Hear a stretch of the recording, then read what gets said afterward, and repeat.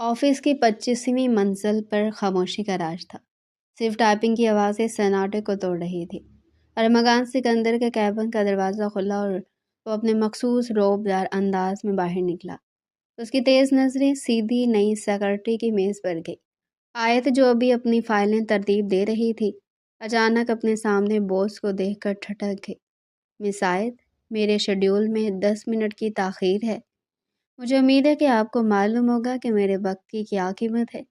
ارمغان کی آواز میں ایک عجیب سی سرد مہری تھی۔ آیت نے ہمت جمع کی اور نظر اٹھا کر اسے دیکھا۔ اس کی آنکھوں میں ڈر نہیں بلکہ ایک عجیب سا اعتماد تھا۔ سر، میں صرف آپ کی پچھلی میٹنگ کے نوٹس مکمل کر رہی تھی تاکہ اگلی میٹنگ میں کوئی کمی نہ رہے، اس نے سنجیدگی سے جواب دیا تھا۔ ارمغان چند لمحے اسے دیکھتا رہا۔ اس سے پہلے کسی نے اسے اتنی صفائی سے جواب دینے کی ہمت نہیں کی تھی۔ ٹھیک ہے، 5 منٹ میں کافی کے ساتھ میری کیبن میں آئے، وہ سرد لہجے میں کہتا آفس کی طرف بڑھ گیا۔ وہ تو چلا گیا لیکن آیت کے ذہن پر اس کی شخصیت کا ایک گہرا نقش چھوڑ گیا۔ اسے اندازہ نہیں تھا کہ یہ نوکری صرف ایک ملازمت نہیں بلکہ اس کی زندگی کا سب سے بڑا امتحان ثابت ہونے والی تھی۔ آفس میں آیت کا دوسرا ہفتہ پہلے سے کہیں زیادہ مصروف تھا۔ ارمغان سکندر ایک ایسا باس تھا جسے کمپرومائز لفظ سے نفرت تھی۔ اس کے لیے کام کی کوالٹی پر کوئی سمجھوتہ کرنا ناممکن تھا۔ صبح کے 9 بج رہے تھے جب آیت ارمغان کے کیبن میں داخل ہوئی۔ وہ اپنی مخصوص بلیک کافی پیتے ہوئے لیپ ٹاپ پر نظر جمائے کسی گہری سوچ میں ڈوبا ہوا تھا۔ سر، آج کی تمام میٹنگز کا شیڈول تیار ہے اور ایف زی گروپ کے فائل بھی مکمل کر لی کی ہے، آیت نے دھیمی لیکن پراعتماد آواز میں کہا۔ ارمغان نے سر اٹھا کر اسے دیکھا۔ آج آیت نے ہلکے نیلے رنگ کا سادہ سا سوٹ پہن رکھا تھا۔ اس کے بال سلیقے سے بندھے ہوئے تھے لیکن اس کے چہرے پر تھکن کے آثار واضح تھے۔ مس آیت، کل رات آپ کتنے بجے یہاں سے گئی تھی؟ ارمغان نے اچانک فائل سے نظریں ہٹا کر پوچھا۔ وہ سر، فائل مکمل کرنی تھی تو رات کے 10 بج گئے تھے۔ آیت تھوڑی دیر کے لیے ہچکچائی۔ ارمغان کی آنکھوں میں ایک لمحے کے لیے حیرت چمکی لیکن پھر وہی سرد مہری واپس آ گئی۔ دیکھیں مس آیت، مجھے محنت پسند ہے لیکن میں نہیں چاہتا کہ میرے اسٹاف کی کارکردگی تھکن کی وجہ سے متاثر ہو۔ آج آپ شام 5 بجے فارغ ہو جائیں گی، یہ میرا حکم ہے۔ آیت کچھ کہنا چاہتی تھی لیکن ارمغان نے ہاتھ کے اشارے سے اسے روک دیا۔ اور ہاں، یہ کافی بہت کڑوی ہے، کل سے چینی تھوڑی بہتر رکھیے گا۔ وہ گہری نظروں سے آیت کو دیکھتا ہوا بولا۔ جی سر۔ آیت اس بات میں سر ہلاتی اپنے لبوں پر آتی مسکراہٹ چھپا گئی۔ ابھی لنچ بریک ختم ہی ہوا تھا کہ پورے آفس میں افراتفری مچ گئی۔ جرمنی سے آنے والے کلائنٹس نے میٹنگ کا وقت 2 گھنٹے پہلے کر دیا تھا۔ ارمغان کے ماتھے پر پسینہ آ گیا کیونکہ پریزنٹیشن ابھی آخری مراحل میں تھی۔ آیت، مجھے وہ گرافک ڈیٹا ابھی چاہیے، ہمارے پاس صرف 15 منٹ ہے، ارمغان نے انٹرکام پر گرج کر کہا۔ آیت نے اس کے غصہ کرنے پر خود پر بامشکل ضبط کیا تھا۔ وہ جانتی تھی کہ ارمغان کے کیریئر کا ایک بہت بڑا پروجیکٹ ہے، اس لیے اس کی انگلیاں کی بورڈ پر تیزی سے چلنے لگی۔ 10 منٹ کے اندر وہ فائل لے کر ارمغان کے کیبن میں تھی۔ کلائنٹس آئے، میٹنگ شروع ہوئی۔ آیت ارمغان کے ساتھ ہی بیٹھی تھی، لیپ ٹاپ سنبھال رہی تھی۔ دوران میٹنگ ایک موقع ایسا آیا جب کلائنٹ نے ایک بہت پیچیدہ سوال کیا۔ ارمغان ایک لمحے کے لیے رکا لیکن آیت نے فوراً ایک سلائیڈ کھولی جس میں اس سوال کا مکمل جواب اعداد و شمار کے ساتھ موجود تھا۔ ارمغان نے ایک نظر آیت کو دیکھا، ان کی نظریں ملی تھی اور اس بار ارمغان کی آنکھوں میں غصہ نہیں بلکہ ستائش تھی۔ جب میٹنگ ختم ہوئی اور کلائنٹس مطمئن ہو کر چلے گئے تو آفس تقریباً خالی ہو چکا تھا۔ ارمغان اپنے کیبن کی بڑی شیشے والی کھڑکی کے پاس کھڑا باہر شہر کی روشنیوں کو دیکھ رہا تھا۔ آیت اپنا بیگ سمیٹ کر جانے لگی تو اسے خیال آیا کہ ارمغان کو شکریہ کہنا چاہیے۔ سر، وہ کیبن کے ہاتھ کھلے دروازے پر پہنچی اور دستک دی۔ ارمغان مڑا، اس کے کوٹ کا بٹن کھلا ہوا تھا اور آستینیں تھوڑی اوپر چڑھی ہوئی تھی۔ اس وقت وہ کسی مغرور بزنس مین کے بجائے ایک تھکا ہوا انسان لگ رہا تھا۔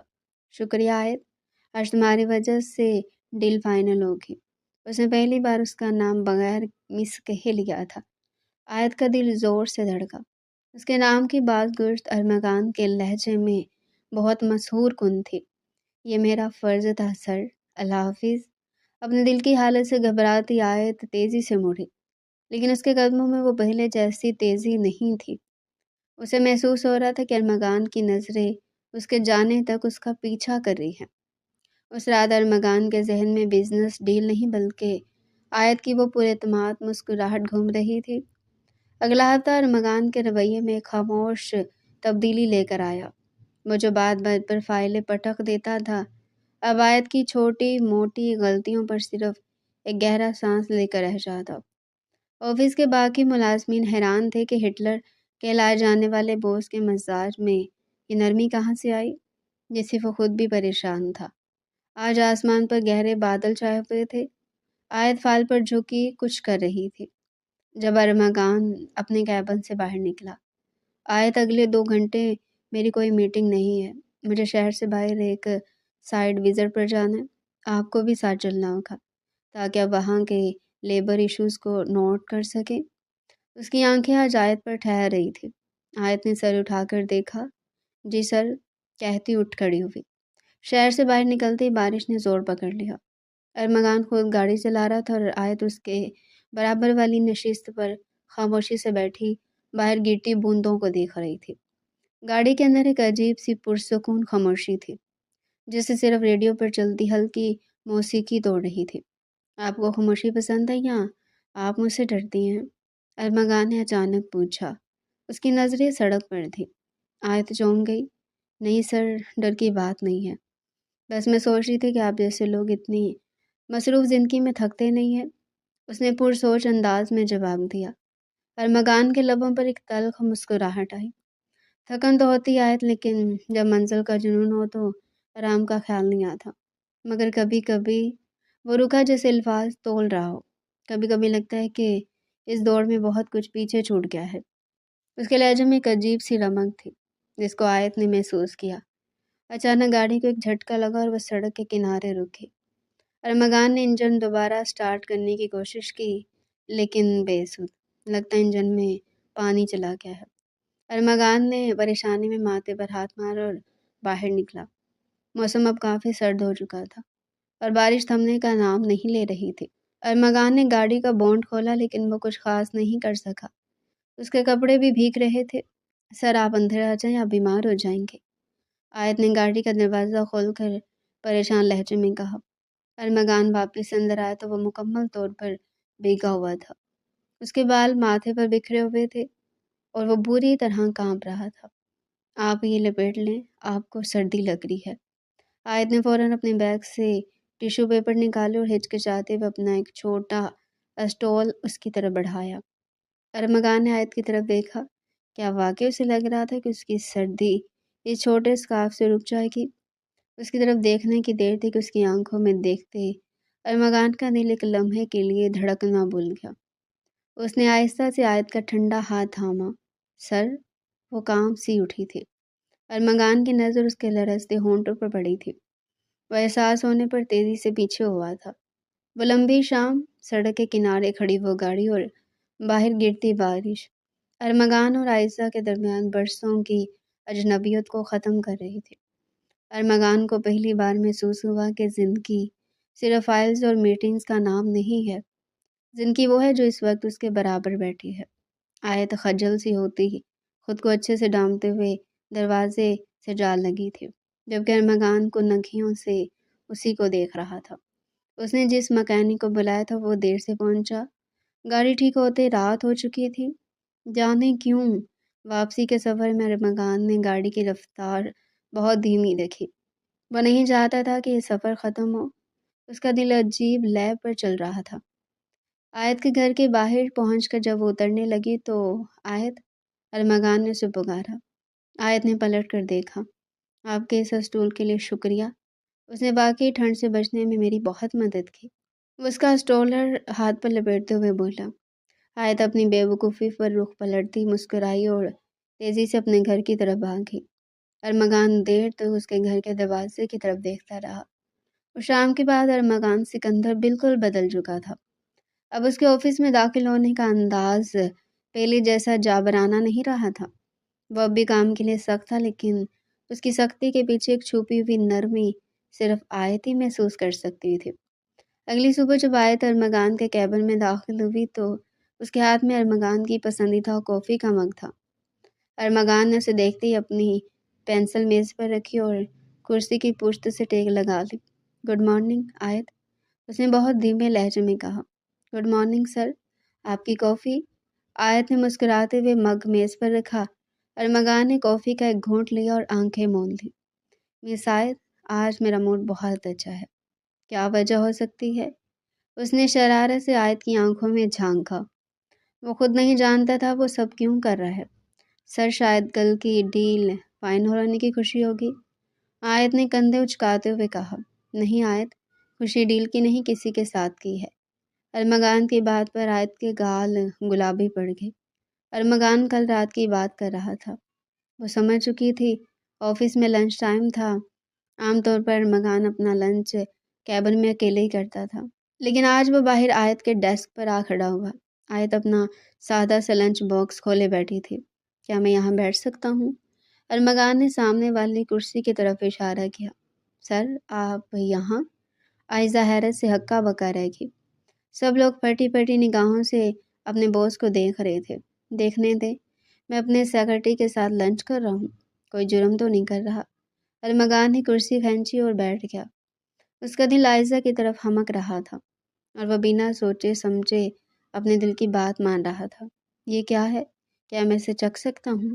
وہ ہیلدی بریک فاسٹ کرنے والا آیت کے لنچ باکس میں موجود آلو کے پراٹھے کو حیرت سے دیکھ رہا تھا۔ آئزہ نے ہچکچاتے ہوئے لنچ باکس اس کی طرف بڑھا دیا۔ ارمغان نے جیسے پہلا نوالا لیا، اسے اپنی ماں کے ہاتھ کا ذائقہ یاد آ گیا۔ برسوں گزرنے کے بعد بھی اسے اپنی ماں کے ہاتھ کا ذائقہ یاد تھا۔ یہ بہت لذیذ ہے آیت، میں نے اتنے مہنگے ہوٹلوں میں کھایا لیکن یہ ذائقہ کہیں نہیں ملا، اس نے بے ساختہ کہا۔ اس دن پورے آفس میں سرگوشیاں ہونے لگی، لیکن ارمغان کو کسی کی پرواہ نہیں تھی۔ وہ آیت کے ساتھ بیٹھا چھوٹی چھوٹی باتیں کرتا رہا، جس کا اپنا دل ارمغان کی توجہ پر ہواؤں میں اڑ رہا تھا۔ شام کو جب آیت جانے کے لیے اپنا بیگ اٹھا رہی تھی تو ارمغان نے اسے اپنے کیبن میں بلایا۔ اس کی میز پر ایک چھوٹا سا نفیس ڈبہ رکھا تھا۔ یہ کیا ہے سر؟ آیت نے سوالیہ نظروں سے پوچھا۔ کھول کر دیکھو، اس نے سنجیدگی سے کہا۔ آیت نے ڈبہ کھولا تو اندر ایک بہت ہی خوبصورت اور سادہ سی نازک گھڑی تھی۔ اس کا ڈائل موتیوں جیسا چمک رہا تھا۔ سر، میں یہ نہیں لے سکتی، یہ بہت مہنگی لگ رہی ہے، آیت نے واپس رکھتے ہوئے کہا۔ مس آیت، یہ کوئی رشوت نہیں ہے اور نہ ہی باس کی طرف سے انعام، یہ اس شخص کی طرف سے ہے جس کی زندگی میں تم نے دوبارہ اسے اس کے اپنوں کا احساس دلایا ہے، اسے انکار مت کرنا۔ ارمغان اس کے قریب آیا، اس کی خوشبو آیت کے حواس پر چھانے لگی۔ ارمغان نے خود وہ گھڑی آیت کی کلائی پر باندھ دی۔ اس کے لمس سے آیت کے پورے جسم میں ایک جھرجھری سی دوڑ گئی۔ ارمغان کا ہاتھ آیت کی کلائی پر ایک لمحے کے لیے رکا رہا۔ اس کی نظریں آیت کی جھکی ہوئی پلکوں پر تھی۔ تمہارے ہاتھ بہت نازک ہیں آیت، لیکن انہوں نے میرے دل کو بہت مضبوطی سے تھام لیا ہے، وہ بے ساختہ ہی کہہ گیا۔ آیت کا دل دھڑکنا بھول گیا تھا۔ یہ وہ کیا کہہ گیا تھا؟ وہ اپنا ہاتھ چھڑواتی تیزی سے اس کے کیبن سے نکل گئی۔ گزرتے وقت کے ساتھ ان دونوں کے درمیان نزدیکیاں بڑھنے لگی تھی۔ آج ارمغان نے آیت کو ریسٹورنٹ میں ملنے بلایا تھا۔ یہ ایک چھت پر بنا ہوا اوپن ایریا ریسٹورنٹ تھا، جہاں سے پورے شہر کی روشنیاں کسی کہکشاں کی طرح نظر آتی تھی۔ آیت نے گہرے سبز رنگ کا لباس پہنا تھا۔ اس کی کلائی پر وہی گھڑی چمک رہی تھی جو ارمغان نے اسے تحفے میں دی تھی۔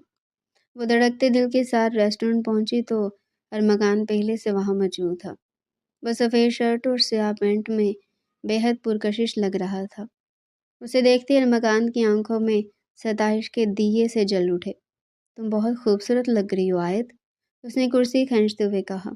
وہ گھبرائی سی بیٹھ گئی۔ دونوں نے پرسکون ماحول میں کھانا کھایا۔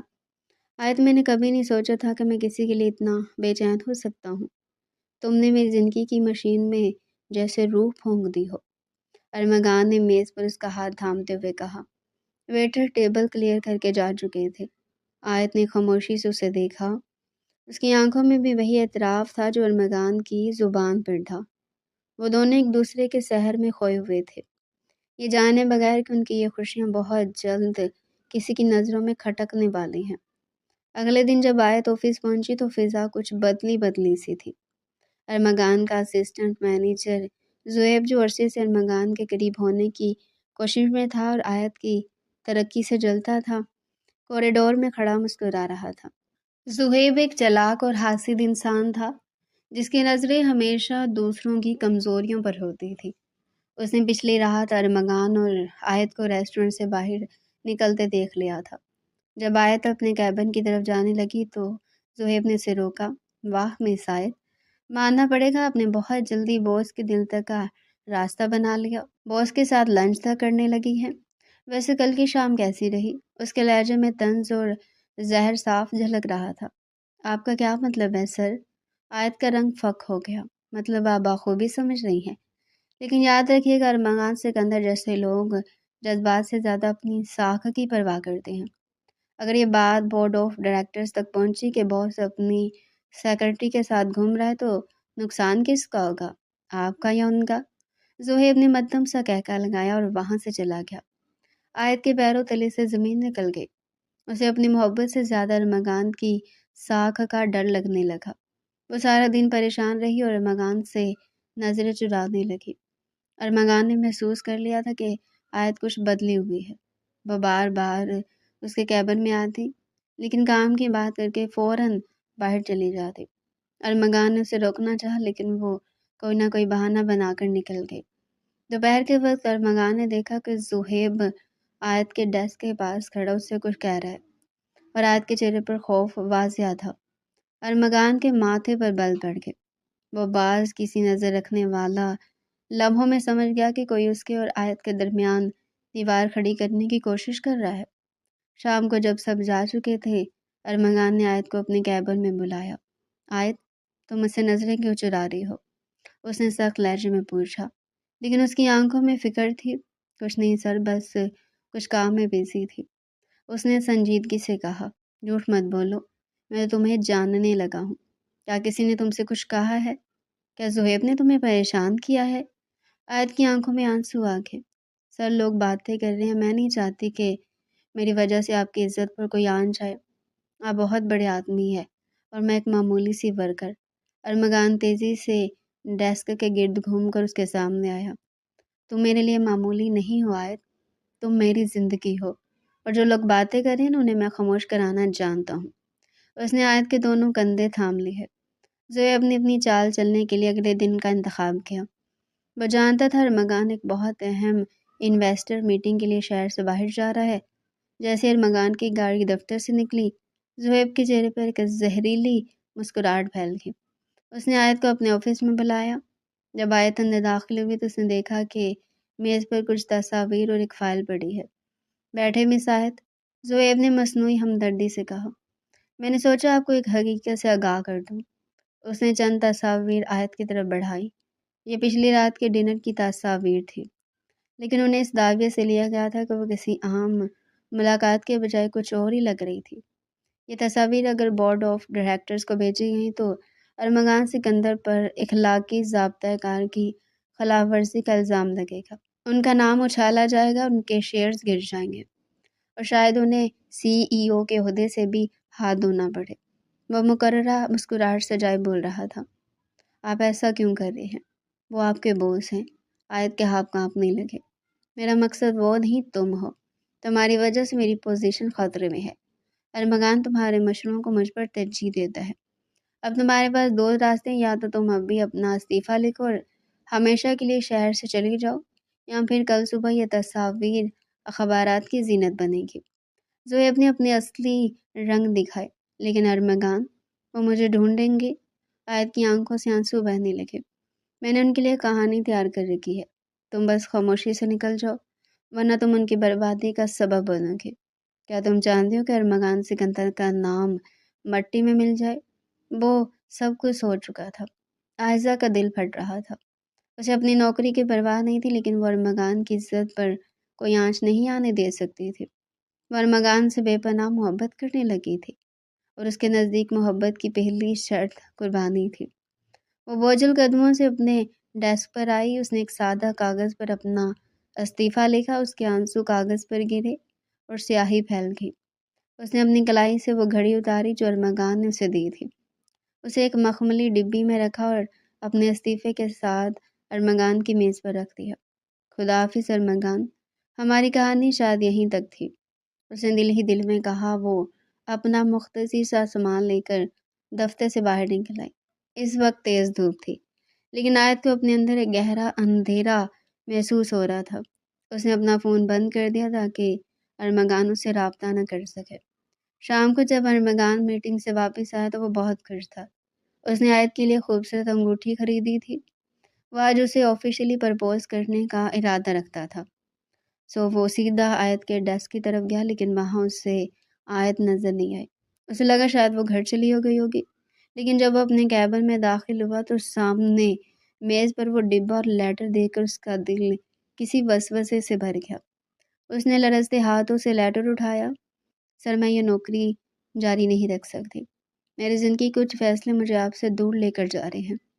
براہ کرم مجھے ڈھونڈنے کی کوشش مت کیجیے گا۔ لیٹر پر لکھی تحریر پڑھتے ارمغان کے ہاتھ سے وہ انگوٹھی کا ڈبہ گر گیا۔ اس کی آنکھوں میں غصہ اور کرب ایک ساتھ امڑ آئے۔ نہیں آئے، تم ایسے نہیں جا سکتی، وہ دبی آواز میں گرایا۔ اس نے فوراً زہیب کو بلایا۔ زہیب اندر داخل ہوا تو اس کے چہرے پر فاتحانہ تاثر تھا، جسے اس نے چھپانے کی کوشش کی۔ زہیب، آیت کہاں ہے؟ ارمغان کی آواز گونجی۔ سر، وہ تو دوپہر میں ہی چلی گئی تھی، کہہ رہی تھی کہ انہیں کوئی بہتر موقع مل گیا ہے۔ میں نے تو انہیں روکنے کی کوشش کی، لیکن وہ بہت جلدی میں تھی۔ اس کے سرد تاثرات سے زہیب کا دل کانپا تھا، لیکن وہ خود پر قابو کیے بول رہا تھا۔ ارمغان نے زہیب کی آنکھوں میں دیکھا، اسے کچھ عجیب لگا۔ ارمغان سکندر کو دھوکہ دینا آسان نہیں تھا۔ اسے یقین تھا کہ آیت اسے بغیر بتائے کبھی نہیں جا سکتی تھی، جب تک کہ اسے مجبور نہ کیا گیا ہو۔ زہیب اس کے کیبن سے باہر نکل گیا۔ ارمغان کے لیے وہ رات کسی قیامت سے کم نہیں تھی۔ اس نے عائشہ کا نمبر سینکڑوں بار ملایا، لیکن وہ مسلسل بند مل رہا تھا۔ اس کے گھر گیا، مگر وہاں تالا لٹک رہا تھا۔ محلے داروں سے پتہ چلا کہ عائشہ اپنی بیمار ماں کے ساتھ اچانک کہیں روانہ ہو گئی ہے۔ اگلی صبح جب ارمغان آفس پہنچا تو اس کی آنکھیں سرخ تھیں اور چہرے پر ایک ایسی درندگی تھی جسے پورا عملہ سہم گیا۔ وہ پہلے سے بھی خطرناک بن چکا تھا۔ وہ سیدھا CCTV کنٹرول روم میں داخل ہوا۔ کل دوپہر کی فوٹیج نکالو، خاص طور پر زہیب کے آفس اور آیت کے ڈیسک کی۔ ارمغان نے گرج کر حکم دیا۔ سیکیورٹی انچارج نے لرزتے ہاتھوں سے ریکارڈنگ چلائی۔ ارمغان نے دیکھا کہ آیت کو زہیب نے اپنے کیبن میں بلایا۔ جب وہ باہر نکلی تو اس کا چہرہ آنسوؤں سے تر تھا اور وہ بری طرح کانپ رہی تھی۔ اس کے بعد زہیب کے چہرے کی وہ گھٹیا مسکراہٹ سب کچھ بیان کر رہی تھی۔ ارمغان کا خون کھولنے لگا۔ اس نے وہیں سے انٹرکام پر زہیب کو اپنے کیبن میں طلب کیا۔ زہیب بڑے فخر سے کیبن میں داخل ہوا۔ اسے لگا کہ اب ارمغان کے لیے اہم بن جائے گا۔ بیٹھو زہیب، تم نے کل عائشہ سے کیا کہا تھا؟ ارمغان کی آواز میں وہ سکون تھا جو طوفان سے پہلے ہوتا ہے۔ سر، میں نے تو بس اسے کام کے بارے میں سمجھایا تھا، زہیب نے گھبراتے ہوئے کہا۔ ارمغان نے اچانک ڈیسک پر پڑا پیپر ویٹ زور سے دیوار پر مارا، جس کی آواز سے زہیب اچھل پڑا۔ ارمغان اٹھا اور زہیب کے گریبان سے اسے جکڑ لیا۔ جھوٹ مت بولو، میں نے فوٹیج دیکھ لیا، تم نے اسے دھمکایا ہے۔ وہ پکچرز کہاں ہیں جو تم نے اسے دکھا رہے تھے؟ وہ گرایا تھا۔ زہیب کا رنگ پیلا پڑ گیا۔ اسے اندازہ نہیں تھا کہ ارمغان اتنی جلدی سچ تک پہنچ جائے گا۔ سر، میں تو بس کمپنی کی ساکھ بچا رہا تھا، اس نے بہانہ بنایا۔ کمپنی کی ساکھ یا اپنا حسد؟ ارمغان نے اسے جھٹکا دے کر کرسی پر گرایا۔ تم ابھی کے ابھی اس کمپنی سے ٹرمینیٹ کیے جاتے ہو، اور یاد رکھنا اگر آیت کو کچھ بھی ہوا یا اس کی عزت پر کوئی بات آئی تو میں تمہیں شہر میں رہنے کے قابل نہیں چھوڑوں گا۔ Get out. وہ مزید بولتے اسے کھڑا کرتا دروازے کی طرف دھکا دے گیا۔ زہیب ذلت کے ساتھ باہر نکلا، لیکن ارمغان کا مسئلہ ابھی حل نہیں ہوا تھا۔ اسے اپنی زندگی کی سب سے قیمتی چیز کو واپس لانا تھا۔ ارمغان نے اپنے پرائیویٹ سیکیورٹی सेल को काम पर लगा दिया। घंटों की तगदो के बाद उसे पता चला कि आयत ने बस स्टैंड से किसी गांव की टिकट ली थी।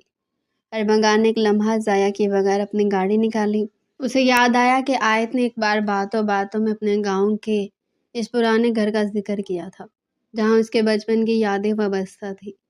रास्ता तवील था और बारिश फिर से शुरू हो चुकी थी, लेकिन इस बार अरमगान को बारिश से नफरत नहीं थी, क्योंकि बारिश उसे आयत की याद दिला रही थी। वो गाड़ी चलाते हुए सिर्फ एक ही बात कह रहा था कि आयत प्लीज़ मुझे एक मौका दे दो, मैं तुम्हें खुद से दूर नहीं होने दूंगा। कई घंटों के सफ़र के बाद अरमगान एक छोटे से गांव के कच्चे रास्ते पर था। दूर एक छोटा सा मकान नजर आ रहा था, जिसके शहर में एक मध्यम सी रोशनी चल रही थी।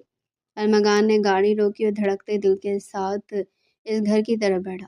जैसे वो दरवाजे के करीब पहुंचा, उसने देखा कि आयत शहर में खड़ी आसमान की तरफ देख रही है। आयत, अरमगान ने भारी आवाज में उसे पुकारा। अरमगान सर, आप यहाँ कैसे? आयत मुड़ी, उसे लगा वो कोई ख्वाब देख रही है। तुमने क्या सोचा था कि तुम रेजिग्नेशन दोगी और मैं तुम्हें जाने दूंगा? तुम मेरी जिंदगी का वो हिस्सा बन चुकी जिसके बगैर मैं कुछ भी नहीं हूँ। अरमगान ने आगे बढ़कर उसका हाथ थाम लिया, लेकिन वो तस्वीर, आपकी इज्जत, आयत की आंखों से आंसू बहने लगे। मेरी इज्जत तुमसे है आयत। दुनिया क्या कहती है मुझे इसकी परवाह नहीं है। मैं सिर्फ ये जानता हूँ कि मुझे तुम्हारी ज़रूरत है। अरमगान ने अपनी जेब से वो अंगूठी निकाली। क्या तुम इस अरमगान सिकंदर के साथ जिंदगी गुजारना पसंद करोगी, जो तुम्हारे बगैर अधूरा है? वो सबको जूते की नोक पर रखने वाला आयत के सामने झुका था। बारिश की बूंदें उसके गिर्द रक्स कर रही थी और खामोश गांव की वो रात उनकी मोहब्बत की गवाह बन रही थी। आयत की आंखों में आंसू थे, लेकिन इससे पहले कि बरमगान के सवाल का जवाब देती, पीछे से एक भारी और कड़कदार आवाज़ गूंजी। आयत, अंदर जाओ। दोनों चौंक कर मुड़े तो देखा कि आयत के ताया चौधरी सफदर लालटेन हाथ में लिए दहलीज पर खड़े थे। उनके चेहरे पर गुस्से की लहरें वाज़िह थी। चौधरी सफदर इस इलाके के सरबराह थे और पुराने ख्यालात के मालिक, जिनके लिए इज्जत से बढ़कर कुछ नहीं था। ताया अब्बू, ये मेरे बॉस है, अरमगान सिकंदर। आयत ने डरते हुए तारुफ कराया। हमें मालूम है ये कौन है। शहर के बड़े लोग, जिन्हें लगता है कि वो अपनी दौलत से हर चीज़, यहाँ तक कि गरीबों की बेटियां भी खरीद सकते हैं। चौधरी सफदर ने अरमगान से सर से पांव तक देखा। चौधरी साहब, आप गलत समझ रहे हैं। मैं यहाँ आयत का हाथ मांगने आया हूँ। मैं इससे शादी करना चाहता हूँ। अरमगान ने तहम्मुल से काम लिया। नामुमकिन। हमारे खानदान में बेटियां घर की दहलीज से बाहर कदम नहीं निकालती, और जो निकालते उनका रिश्ता हम अपनी बरादरी से बाहर नहीं करते। आयत का रिश्ता मैं पहले अपने बेटे सज्जाद से तय कर चुका हूँ। चौधरी साहब ने जमीन पर अपनी लाठी मारते गरजे। ताया अब्बू, आप ये क्या कह रहे हैं? मैंने कभी सज्जाद भाई को इस नज़र से नहीं देखा। आयत के पैरों तले से जमीन निकल गई। खामोश हो जाओ लड़की, तुमने शहर जाकर पहले हमारी नाक कटवा दी है। अब मज़ीद तमाशा नहीं होगा, उन्होंने गरज कर कहा। अरमगान सिकंदर, जो बिजनेस की दुनिया में बड़े बड़े हरीफों को ज़ेर कर चुका था, आज एक बूढ़े शख्स की अना के सामने खड़ा था, लेकिन उसकी आंखों में शिकस्त नहीं बल्कि एक अज़म था। चौधरी साहब, शादी ज़बरदस्ती का नाम नहीं है। आयत मुझसे मोहब्बत करती है और मैं उससे। अगर आपको मेरी दौलत से मसला है तो मैं आपको यकीन दिलाता हूँ कि आयत को मैं वो मुकाम दूंगा जिसकी वो हकदार है। हमें तुम्हारे पैसों की ज़रूरत नहीं है। तुम कल सुबह होने से पहले यहाँ से निकल जाओ, वरना मेरे बंदे तुम्हें यहाँ से जाने नहीं देंगे। चौधरी साहब ने नफरत से कहा। अरमगान, प्लीज़ चले जाएं यहाँ से। आयत ने रोते हुए अरमगान की तरफ देखा। वो नहीं जानती थी कि उसके ताया कितने ख़तरनाक हो सकते हैं।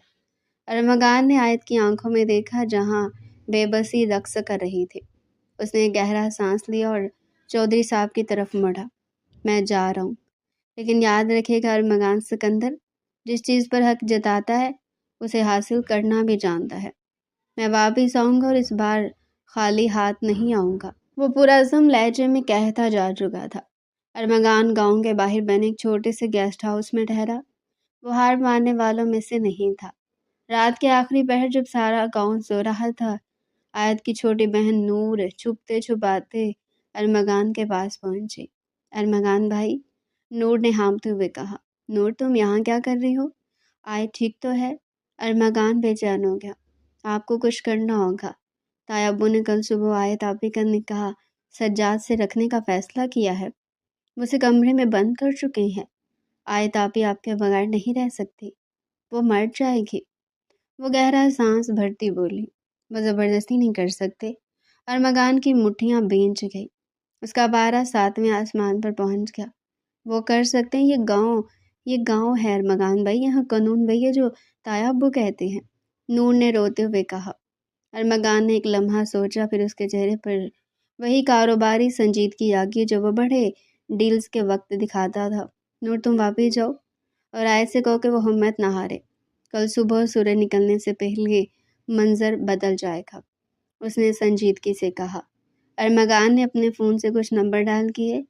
اس نے اپنے اثر و رسوخ اور ان لوگوں کو پکارا جو سے ایک فون کال پر اپنی خدمات فراہم کرنے کے پابند تھے۔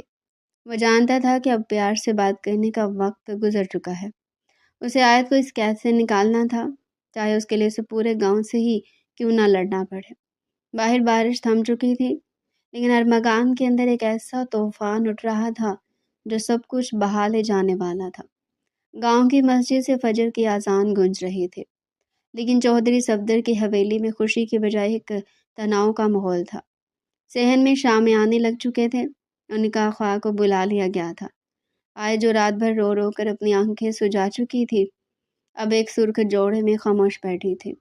اس کے گرد اس کی تائیاں اور چچیاں پہرا دے رہی تھیں، جیسے وہ کوئی دلہن نہیں بلکہ قیدی ہو۔ نکاح کا وقت ہو گیا، آیت کو باہر لاؤ، چودھری حشمت نے اپنی مونچھوں کو تاؤ دیتے ہوئے حکم دیا۔ آیت کو سہارا دے کر صحن میں لایا گیا، جہاں سجاد ارمغان کے مقابلے میں ایک بدتمیز اور جاہل انسان فاتحانہ مسکراہٹ لیے بیٹھا تھا۔ نکاح خواہ صاحب شروع کرے، چودھری نے بلند آواز میں کہا۔ نکاح خواہ نے ابھی پہلا جملہ ہی پڑھا تھا کہ اچانک حویلی کے بڑے لکڑی کے دروازے پہ ایک زوردار ٹکر لگی۔ سب چونک کر مڑے۔ دوسری ٹکر کے ساتھ ہی دروازہ اپنی جگہ سے اکھڑ گیا اور دھول کے غبار میں سے ارمغان سکندر نمودار ہوا۔ ارمغان اکیلا نہیں تھا، اس کے پیچھے 4 پولیس کی گاڑیاں اور اس کے اپنے کالے لباس میں ملبوس مسلح گارڈز کی فوج تھی۔ پورے صحن میں افراتفری مچ گئی۔ یہ کیا بدتمیزی ہے؟ تمہاری ہمت کیسے بھی میرے گھر میں اس طرح گھسنے کی؟ چودھری صفدر اپنی لاٹھی اٹھا کر آگے بڑھے۔ چودھری صاحب، ہمیں اطلاع ملی ہے کہ آپ ایک لڑکی کا زبردستی نکاح کروا رہے ہیں، جو کہ قانوناً جرم ہے۔ ہمارے پاس عدالت کے احکامات ہیں کہ لڑکی کو فوری طور پر حفاظتی تحویل میں لیا جائے۔ ارمغان کے ساتھ موجود ڈی ایس پی نے آگے بڑھ کر ایک کاغذ لہرایا۔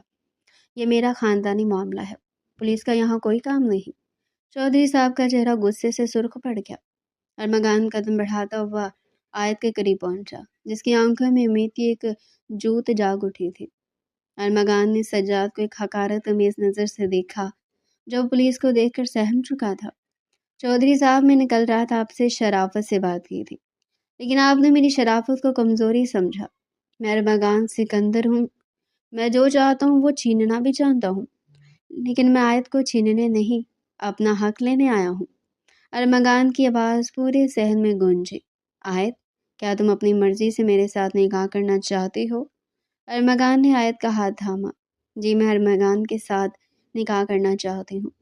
آیت نے پورے یقین کے ساتھ ارمغان کا ہاتھ مضبوطی سے تھام لیا اور سب کے سامنے سر اٹھا کر کہا۔ چودھری صفدر نے اپنے بندوں کو اشارہ کیا، لیکن جیسے ہی ان کے کارندوں نے بندوقیں اٹھائی، ارمغان کے گارڈز نے اپنی جدید رائفلوں کا رخ ان کی طرف کر دیا۔ فضا میں موت جیسی خاموشی چھا گئی۔ اگر ایک بھی گولی چلی تو یہ حویلی قبرستان بن جائے گی۔ میں اپنی عزت کے لیے کسی بھی حد تک جا سکتا ہوں، ارمغان نے سرد لہجے میں کہا۔ چودھری صاحب، بہتر یہی کہ خاموشی سے نکاح پڑھوا دیں، انہیں جانے دیں، ورنہ زبردستی نکاح اور پولیس پر حملہ کرنے کے جرم میں آپ سب اندر ہوں گے۔ ڈی ایس پی نے مداخلت کی۔ چودھری صفدر بے بس ہو گئے۔ وہ جانتے تھے کہ ارمغان کی طاقت اور قانون کے سامنے ان کی گنڈا گردی نہیں چلے گی۔ انہوں نے شکست خوردہ نظروں سے آیت کو دیکھا، جو ارمغان کی طرف ہی متوجہ تھی۔ نکاح کے بعد ارمغان آیت کو لے کر اپنی گاڑی میں بیٹھا۔ آیت کی سسکیاں اب تھم چکی تھیں، لیکن وہ ابھی تک صدمے میں تھی۔ ارمغان نے گاڑی ایک پرسکون جگہ روکی اور آیت کی طرف مڑا۔ سب ختم ہو گیا آیت، اب کوئی ہمیں جدا نہیں کر سکتا۔ میں تمہیں وہ تمام خوشیاں دوں گا جن کا تم نے کبھی خواب دیکھا تھا۔ اس نے آیت کی پیشانی پر بوسہ دیتے اسے سینے سے لگا لیا۔ مجھے لگا میں آپ کو کھو دوں گی۔ آیت نے ارمغان کے کوٹ کو مضبوطی سے پکڑ لیا۔ ارمغان سکندر کبھی نہیں ہارتا، خاص طور پر جب بات اس کی زندگی کی ہو۔ اس نے مسکرا کر کہا۔ گاڑی شہر کی طرف بڑھ رہی تھی جہاں ایک نئی زندگی ان کا انتظار کر رہی تھی، لیکن ارمغان کے ذہن میں اب ایک ہی بات تھی، آیت کو پوری دنیا کی نظر میں اپنا بنانا، ایک ایسا شاندار ولیمہ کر کے آیت کی رخصتی کروانا جس کی مثال پورا شہر دے۔ ارمغان آیت کو لے کر شہر واپس آ چکا تھا۔ اس نے آیت اور اس کی ماں کے لیے ایک محفوظ اور پرتعیش اپارٹمنٹ کا انتظام کیا اور وہاں سیکیورٹی تعینات کر دی۔ وہ آیت کو اب ایک پل کے لیے بھی خود سے دور نہیں کرنا چاہتا تھا۔ آفس میں زہیب کو نکالے جانے کے بعد اب سب کچھ پرسکون لگ رہا تھا، لیکن زہیب خاموش بیٹھنے والوں میں سے نہیں تھا۔ وہ ارمغان کے سب سے بڑے کاروباری حریف کامران مشتاق سے جا ملا تھا۔ کامران برسوں سے ارمغان کو گرانے کی طاق میں تھا اور زہیب اسے ارمغان کی کمزوری یعنی آیت کے بارے میں بتا چکا تھا۔ ایک شام جب ارمغان آیت کے ساتھ ولیمہ کی خریداری کر کے واپس آ رہا تھا، اس کے فون پر ایک گمنام نمبر سے کال آئی۔ ہیلو، ارمغان سکندر۔ دوسری طرف ایک بھاری اور جاہلانہ آواز تھی۔ کون بول رہا ہے؟ ارمغان نے آبرو سکیڑ کر پوچھا۔ تم نے چودھری صفدر کی بہو کو تو اٹھا لی، لیکن شاید تم یہ بھول گئے کہ چودھریوں کی دشمنی نسلوں تک چلتی ہے۔ تمہاری کمپنی کے گودام میں ابھی ایک ایسی چیز پہنچی ہے جو کل صبح تمہارے پورے بزنس امپائر کو راکھ دے گی۔ ارمغان کے ماتھے پر پسینہ آ گیا۔ اس نے فوراً اپنے سیکیورٹی انچارج کو فون کیا، لیکن پتہ چلا کہ شہر کے مین گودام میں آگ لگ چکی ہے اور وہاں پولیس کو کچھ مشکوک تصاویزات ملی ہیں جو ارمغان پر غیر قانونی اسمگلنگ کا الزام عائد کرتی تھی۔ آیت، مجھے اس معاملے کو ابھی سنبھالنا ہوگا ورنہ کل تک میں جیل میں ہوں گا۔ تم بس اپنا خیال رکھنا۔ ارمغان نے آیت کو گھر چھوڑا اور اسے سختی سے تاکید کی کہ وہ باہر نہ نکلے، لیکن ارمغان کے جاتے ہی آیت کو موبائل پر ایک میسیج آیا۔ ایک ویڈیو تھی جس میں دکھایا گیا تھا کہ ارمغان کی گاڑی کو کچھ مسلح افراد نے راستے میں روک لیا اور ارمغان ان کے قبضے میں ہے۔ میسیج کے نیچے لکھا تھا کہ اگر ارمغان کی زندگی چاہتی ہو تو اکیلی پرانی حویلی کے پیچھے پہنچو، اگر پولیس کو بتائے تو ارمغان کی صرف لاش ملے گی۔ میسیج پڑھتے آیت کا دماغ سن ہو گیا۔ اسے سمجھ نہیں آ رہا تھا یہ چودھری صفدر کا کام ہے یا زہیب کا۔ اس نے ارمغان کو بچانے کے لیے اپنی جان داؤ پر لگانے کا فیصلہ کیا۔ آیت ٹیکسی لے کر شہر کے سنسان علاقے میں واقع اس پرانی فیکٹری پہنچی۔ وہاں ہر طرف اندھیرا تھا۔ میں آ گئی ہوں، ارمغان کو چھوڑ دو، وہ چیخی۔ اچانک اوپر کی گیلری سے کہکا گونجا۔ یہ زہیب تھا۔ اس کے ہاتھ میں ایک پستول تھا اور اس کے ساتھ کامران مشتاق بھی کھڑا تھا۔ کتنی سادہ ہو تم آیت۔ ارمغان تو ابھی تک پولیس اسٹیشن میں اپنے بزنس کو بچانے کی کوشش کر رہا ہے، وہ تو یہاں ہے ہی نہیں۔ ہمیں معلوم تھا کہ ارمغان کو یہاں بلانا مشکل ہے، اس لیے ہم نے تمہیں یہاں بلایا۔ جب ارمغان کو پتہ چلے گا کہ اس کی محبت ہمارے قبضے میں تو وہ وہی کرے گا جو ہم کہیں گے۔ وہ اپنی تمام جائیداد کامران مشتاق کے نام کر دے گا۔ زہیب نے نیچے آتے ہوئے کہا۔ آیت کو اپنی غلطی کا احساس ہوا۔ وہ ارمغان کو بچانے کے چکر میں خود ایک مہرہ بن گئی تھی۔ زہیب آیت کی طرف بڑھا ہی تھا کہ فیکٹری کی چھت کے شیشے ٹوٹے اور رسیوں کے ذریعے کالے لباس میں ملبوس کمانڈوز نیچے اترے۔ یہ ارمغان کی اسپیشل فورس تھی اور سب سے پیچھے ارمغان سکندر خود نکلا۔ اس کے ہاتھ میں بندوق تھی اور آنکھوں میں خون اترا ہوا تھا۔ تم نے کیا سوچا تھا زہیب کہ میں اتنا بے وقوف ہوں کہ تمہاری جھوٹی ویڈیوز پر یقین کر لوں گا؟ میں نے تمہارے فون کو اسی وقت ٹریس کر لیا تھا جب تم نے مجھے کال کی تھی۔ ارمغان نے دہاڑ کر کہا۔ پیچھے ہٹ جو ارمغان، ورنہ میں اسے گولی مار دوں گا۔ زہیب نے گھبرا کر آیت کی کن پٹی پر گن رکھ دیا۔ ارمغان رک گیا۔ اس کا دل ڈوبنے لگا۔ ایک چھوٹی سی غلطی اور آیت کی جان جا سکتی تھی۔ فیکٹری کے اندر سانسیں روک دینے والا سناٹا تھا۔ زہیب کا ہاتھ کانپ رہا تھا، لیکن اس کی انگلی گن کے ٹریگر پر تھی۔ آیت کی آنکھیں خوف سے کھلی تھی، مگر ان آنکھوں میں ارمغان کی ایک عجیب سی التجا تھی کہ وہ پیچھے ہٹ جائے، اپنی جان خطرے میں نہ ڈالے۔ زہیب، گن نیچے کرو۔ تم جانتے ہو تم بچ کر نہیں نکل سکتی۔ ارمغان کی آواز میں وہ روب تھا جو پہاڑوں کو ہلا دے، مگر اس کے اندر کا خوف صرف وہ خود جانتا تھا۔ میں تو ویسے ہی برباد ہو چکا ہوں ارمغان، لیکن میں تمہیں وہ دکھ دے کر جاؤں گا جو تم ساری زندگی نہیں بھولو گے۔ زہیب نے پاگل پن میں چیخ کر کہا اور ٹریگر دبانے والا تھا کہ آیت نے ایک ہمت دکھائی۔ آیت نے اپنی پوری طاقت سے اپنا سر پیچھے کی طرف زہیب کے چہرے پر مارا اور اس کا ہاتھ جھٹک دیا۔ اسی لمحے فضا ایک دھماکے سے گونجی، گولی چلی، لیکن نشانہ چوک گیا۔ ارمغان نے ایک سیکنڈ ضائع کیے بغیر زہیب پر چھلانگ لگا دی۔ دونوں فرش پر گرے۔ تمہاری ہمت کیسی وسے ہاتھ لگانے کی؟ ارمغان کا غصہ اس وقت قابو سے باہر تھا۔ اس نے زہیب کے جبڑے پر ایک زوردار مکہ مارا، پھر دوسری طرف کامران مشتاق جو اس سب کا ماسٹر مائنڈ تھا، اس نے جب دیکھا تو بازی پلٹ چکی ہے تو اس نے خاموشی سے پیچھے ہٹنے کی کوشش کی، لیکن ارمغان کے کمانڈوز نے اسے گھیر لیا۔ مسٹر مشتاق، بزنس کی جنگ میدان میں لڑی جاتی ہے، بزدلوں کی طرح عورتوں کو ڈھال بنا کر نہیں، ارمغان نے زہیب کو پولیس کے حوالے کرتے ہوئے کہا۔ ارمغان تیزی سے آیت کی طرف لپکا جو دیوار کے سہارے بیٹھی ہانپ رہی تھی۔ اس نے آیت کو بازوؤں سے تھام لیا۔ آیت تم ٹھیک ہو؟ کہیں لگی تو نہیں؟ اس کے چہرے پر ہاتھ رکھتے پریشانی سے بولا۔ مجھے لگا میں آپ کو پھر کبھی نہیں دیکھ سکوں گی۔ آیت نے کچھ کہے بغیر ارمغان کو گلے لگا لیا اور پھوٹ پھوٹ کر رو دی۔ ارمغان اس کا چہرہ پیچھے کرتے اس کو سانس سے اپنے لم سے روکتا اس کو اپنے ہونے کا احساس دلانے لگا۔ اب کوئی ہمیں الگ نہیں کر سکتا۔ پیچھے ہٹتے ارمغان نے اسے خود میں بینچ لیا۔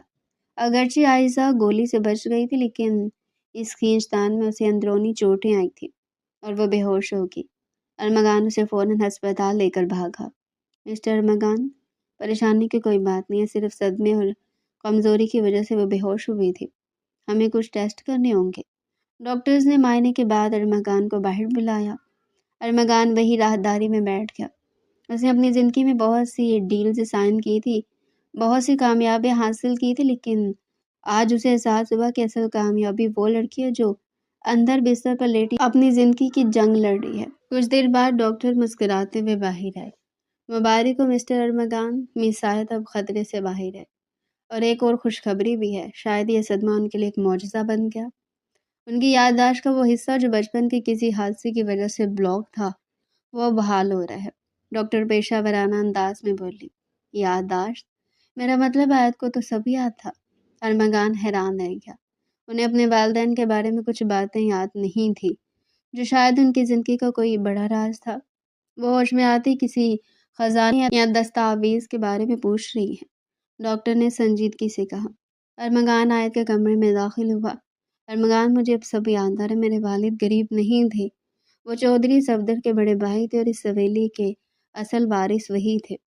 صفدر دائن انہیں راستے سے ہٹایا تھا اور ہمیں شہر بھیج دیا تھا۔ میرے پاس وہ ثبوت ہے جو میرے بابا نے ایک پرانی ڈائری میں چھپائے تھے۔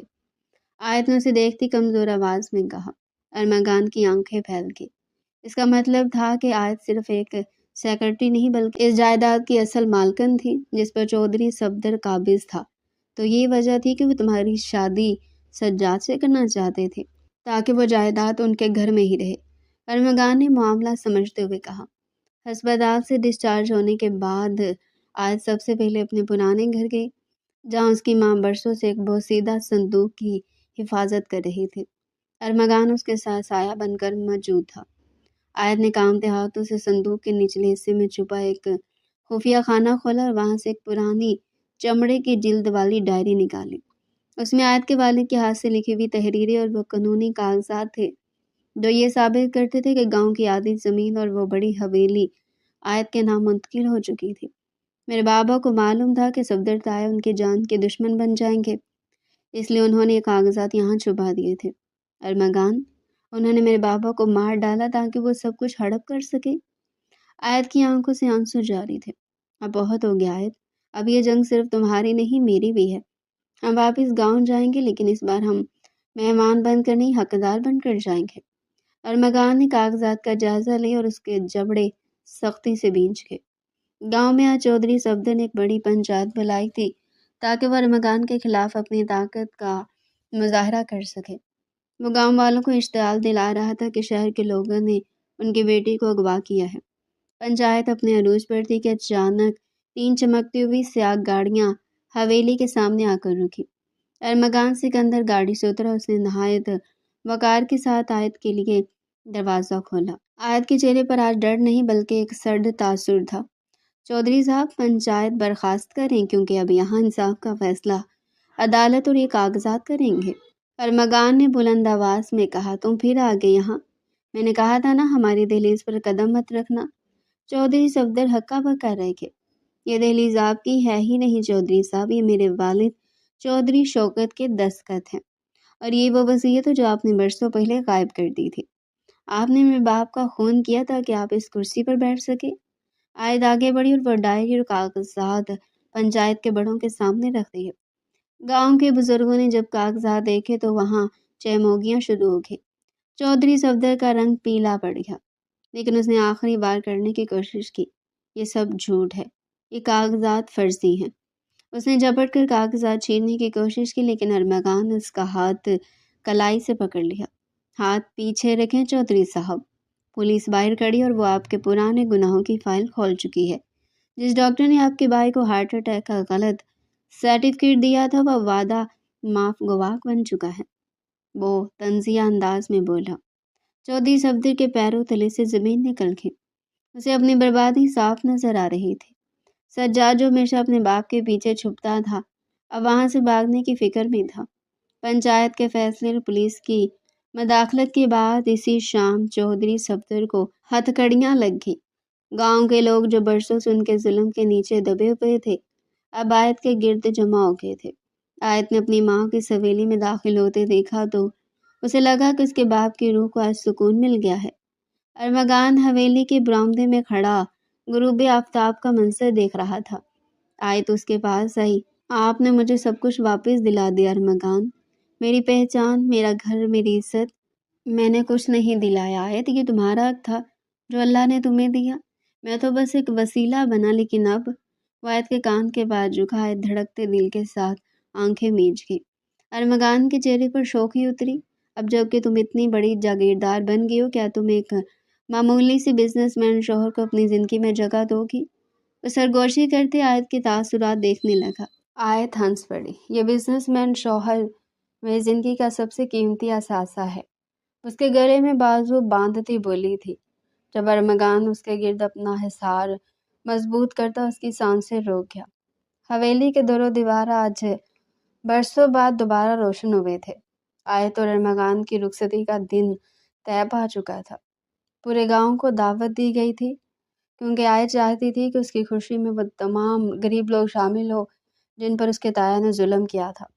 अरमगान ने शहर से बेहतरीन डिज़ाइनर और इवेंट मैनेजर्स बुलाए थे ताकि हवेली को किसी परियों की कहानी के महल जैसा सजाया जा सके। हर तरफ गेंदे के फूलों की खुशबू और रोशनियों की चमक थी। अरमगान अपने कमरे में तैयार हो रहा था। उसने स्याह रंग की नफीस शेरवानी पहन रखी थी जिसमें उसकी शख्सियत पहले से कहीं ज़्यादा पुरवकार लग रही थी। दूसरी तरफ आयत अपने कमरे में बैठी थी। सुर्ख रेशमी जोड़ा, बाहरी जेवरात और माथे पर दमकता टीका उसके हुस्न को चार चांद लगा रहा था। उसकी माँ उसकी बलाएं ले रही थी। आज तुम्हारे बाबा बहुत खुश होते आयत, उन्होंने आयत के सर पर हाथ रखकर कहा। निकाह क्योंकि पहले हो चुका था इसलिए आयत को अरमगान के बराबर लाकर बिठा दिया गया। हर तरफ मुबारकबाद की आवाज़ें गूंज उठी। मिठाइयाँ तकसीम होने लगी और खुशी का एक तूफान बर्पा हो गया। अरमगान के दिल को एक सुकून सा मिल गया, जैसे उसे अपनी ज़िंदगी की सबसे बड़ी मंजिल मिल गई हो। अरमगान को एक कॉल आई और आयत को ज़रूरी काम का कहता हुआ निकल गया। जब अरमगान वापस हवेली पहुंचा तो आयत भारी जोड़ा पहने बेचैनी से कमरे में चक्कर कर रही थी। उसे देखते ही वो उसकी तरफ लपकी। अरमगान, आप ठीक है? कहाँ की थे आप? उसके दरवाज़ा बंद करते हुए उसके सर पर पहुंची। अरमगान ने उसे मुस्कुराकर देखा और उसका हाथ थाम लिया। मैं ठीक हूँ मिसेस अरमगान। अरमगान उसकी कमर के गिर्द बाजू बांधता उसके कान में सरगोशी कर गया। अरमगान के हाथों की बेबाकी पर आयत शर्माती हुई उसके सीने पर सर टिका गई। आज से हमारी एक नई जिंदगी शुरू हो रही है आयत, जहाँ सिर्फ मोहब्बत और सुकून होगा। वो कहता हुआ उसे गोद में उठाता बेड की तरफ बढ़ा। 5 साल बाद ऑफिस की 25वीं मंजिल पर वही कैबिन جہاں سے یہ کہانی شروع ہوئی تھی۔ ارمغان اپنی کرسی پر بیٹھا کچھ فائلز دیکھ رہا تھا، تبھی دروازہ کھلا اور ایک 4 سالہ ننھا بچہ جس کی آنکھیں بالکل ارمغان جیسی تھی بھاگتا ہوا اندر داخل ہوا۔ بابا مما کہہ رہی ہیں کہ اب کام بند کرے، ہمیں دیر ہو رہی ہے، ننھے زریان نے ارمغان کی گود میں چڑھتے ہوئے کہا۔ ارمغان کے چہرے کی وہ تمام سختی جو دنیا کے لیے تھی اپنے بیٹے کو دیکھ کر ایک پل میں پگھل گئی۔ بس بیٹا، بابا کا کام ختم ہو گیا۔ اس نے اسے گود میں اٹھایا اور ماتھا چوما۔ کیبن کے دروازے پر آیت کھڑی تھی، جس کے چہرے پر اب وہ پہلے جیسی گھبراہٹ نہیں بلکہ ایک ملکہ جیسی تمکنت اور سکون تھا۔ اس نے ہلکے گلابی رنگ کا لباس پہن رکھا تھا اور وہ ابھی اتنی خوبصورت لگ رہی تھی جتنی پہلی ملاقات میں تھی۔ آپ اب بھی اپنے کام سے عشق کرنا نہیں چھوڑ سکے؟ آیت نے منہ بناتے ہوئے بولی۔ عشق تو مجھے صرف ایک سے ہے، وہ میرے سامنے کھڑی ہے، کام تو بس اس عشق کو ایک معیار دینے کا ذریعہ ہے۔ ارمغان اٹھا اور اس کے قریب آ کر دھیمے لہجے میں بولا۔ آیت سر جھکاتے مسکرا دی۔ ان 5 سالوں میں ارمغان نے ثابت کیا تھا کہ وہ نہ صرف ایک بہترین شوہر ہے بلکہ ایک بہترین انسان بھی ہے۔ انہوں نے مل کر گاؤں میں ایک بڑا ہسپتال اور یتیم خانہ بنایا تھا جس کا نام انہوں نے آیت کے والد کے نام پر رکھا تھا۔ وہ سب مل کر گاؤں کی سی حویلی کی طرف روانہ ہوئے جہاں آج ان کی شادی کی 5ویں سالگرہ کا جشن تھا۔ حویلی اب ایک قلعے کی طرح نہیں بلکہ ایک روشن گھر کی طرح لگتی تھی۔ چودھری صفدر اور کامران مشتاق اب ماضی کا ایک بھولا بسرا قصہ بن چکے تھے اور ان کے نام کے ساتھ صرف عبرت وابستہ تھی۔ رات کے وقت جب جشن ختم ہوا اور سب سو گئے، ارمغان اور آیت حویلی کسی بالکنی میں کھڑے تھے جہاں سے پورا گاؤں نظر آتا تھا۔ آسمان پر چاند اپنی پوری آب و تاب سے چمک رہا تھا۔ آیت، کبھی کبھی مجھے یقین نہیں آتا کہ ایک بارش اور ایک خاص ملاقات ہمیں یہاں تک لے آئے گی۔ ارمغان نے آیت کا ہاتھ اپنے ہاتھ میں لیتے ہوئے کہا۔ آئزہ نے اپنا سر ارمغان کے کندھے پر رکھ دیا۔ یہ اتفاق نہیں تھا ارمغان، ہماری تقدیر میں یہی لکھا تھا۔ وہ مدھم سا مسکرائی۔ تم میری وہ دعا ہو جو بن مانگے قبول ہوئی، اور میں وعدہ کرتا ہوں کہ جب تک میری سانسیں ہیں میں تمہارے اس اعتماد کو کبھی ٹوٹنے نہیں دوں گا۔ ارمغان نے اسے اپنی باہوں میں سمیٹ لیا۔ محبت کی یہ داستان جو ایک سخت گیر باس اور ایک محنتی سیکرٹری سے شروع ہوئی تھی اب ایک لازوال بندھن میں بدل چکی تھی۔ تو ڈیئر پیارے ناظرین، یہ تھا آج کا ہمارا انٹرسٹنگ اور مزے کا ناول۔ مزید ایسے ہی ناول ہمارے چینل پر ڈیلی سننے کے لیے چینل کو سبسکرائب کریں، ویڈیو کو لائک کریں اور کمنٹ سیکشن میں اپنی رائے لازمی دیں۔